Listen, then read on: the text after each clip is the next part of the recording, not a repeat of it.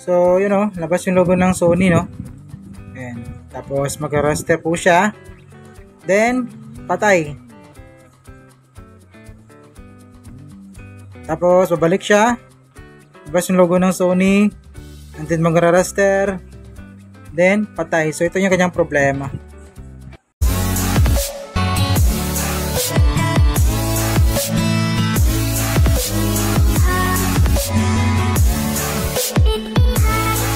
Magandang araw sa inyo lahat mga paps, no? Welcome back sa ating channel.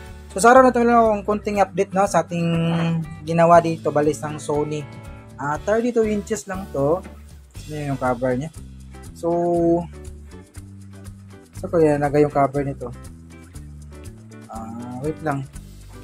So ilalagay ko lang yung model ito sa my description natin, no, kasi nakalimutan ko sana ilagay yung dito, yung kanyang cover. So ang problema nito is ano siya, sabi ng may-ari. Pagka-under mo, under naman siya. Lalabas yung logo ng Sony, tapos magkaka-raster siya, then bigla na po siyang mamamatay. Then auto restart yung kanyang problema ba. So pagkapatay, balik na naman ng on, labas yung logo ng Sony, tapos patay na naman, tapos under naman, tapos patay. Then hanggang sa blinking 6 times yung kanyang indicator dito. So upon checking natin, parang ano to natuluan ng tubig or natuluan ng tagas sa bubong siguro to, kasi dito sa banda ng kanyang, ito yung kanyang backlight driver, ito yung driver socket niya papuntang backlight dito. Ito yung kanyang MOSFET saka driver at saka filter, driver, tapos supply, kada ng MOSFET, switch transistor, tapos ano yan, mga itong filter capacitor niya sa supply, and then sa kanyang switching.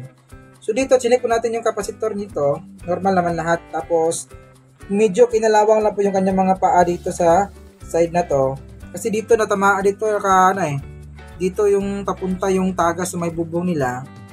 Then dito medyo tinamaan siya ng konti, hindi naman masyadong talaga corroded, pero yun meron siyang corrosion. So kinuskop natin yung mga kulay itim dyan, yung mga corrosion niya. Tinest natin is ganun pa rin siya, auto restart. Tapos sinik po natin yung kanyang backlight dito, ito yung kanyang supply, yung nag-iisa, ito yung supply niya, tapos ito naman yung lead strip niya. So ito yung negative side, ito yung positive side. So nung ma-check natin, normal naman yung kanyang backlight, nakailaw lahat, nasa 22 volts yung dalawa, tapos yung isa 22.1 lang po yung yung isang linya, no. So kung papasihan natin, normal naman, pero meron lang sigurong resistance na pagkakaiba doon sa isang step. Yun yung nadidetect ng ating backlight driver kung bakit siya nagpo-protect or nag-auto restart. So mayroong hindi balance na resistance na nakuha or na i-detect itong driver natin. So kaya nag-auto restart siya or nagpo-protect siya. So bali yung number ng ating backlight drivers, ano siya? Ito. Basahin ko lang, nakalimutan ko na. BD, hindi makita, no? Wait lang.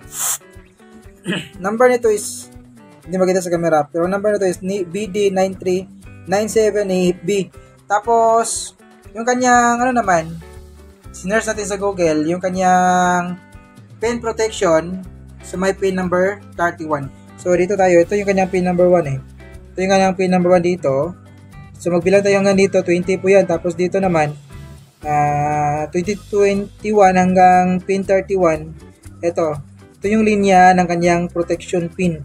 So ang ginawa natin is naglagay po tayo ng 1K resistor dyan papuntang ground mula sa may capacitor dito sa may pin 31. Nagkabit po tayo ng 1K resistor para ma-disable natin yung protect, para hindi ma-detect ng driver natin na may problema dun sa may feedback ng ating driver, no. Hindi na ma-detect yung para i-disable natin yung protect niya, para hindi na gagana yung kanyang protect, para hindi na siya auto restart nung nakuha niyang pagbabagong resistance sa isang linya, no. So tama po yung pagkasabi natin. So yun. So yun yung pagkaintindi natin. Dinisable natin yung protect para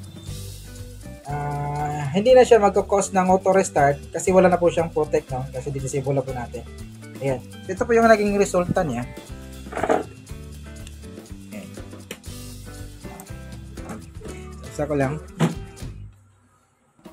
Naka-auto on na to. Ayun, labas yung logo ng Sony. Oh. So, kanina nung hindi pa natin ito na-bypass, protect siya. Pagka labas ng raster at saka sounds, mamamatay siya, then magre-restart na naman. So, ngayon, oh, tuloy-tuloy na po yung kanyang pag-andar. Hindi na po siya nag-protect. Kasi kung napoprotect to, pati yung sounds niya mawawala. Yan, oh. So, continuous na po yung kanyang pag-andar. So, ganun lang kasi ano eh. Kung siguro kung papalitan natin to ng buong backlight, sayang naman. Opo lang. Medyo sayang naman to kung papalitan mo ng backlight, nakailaw po naman, umiilaw pa ng mga backlight niya. So, saka na lang tayo magpalit siguro, papalam din sa mayari kapag napundi na yung backlight. So, kahit magbago yung resistance ng mga natirang dalawang strip, hindi po siya magpo-protect kasi dinestable na po natin yung kanyang protect.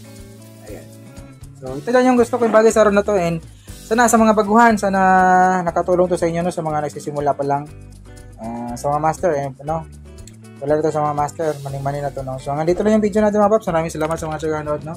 Big up as always, and it's your service Ryan Crusade Tech. See you in our next video. Bye-bye.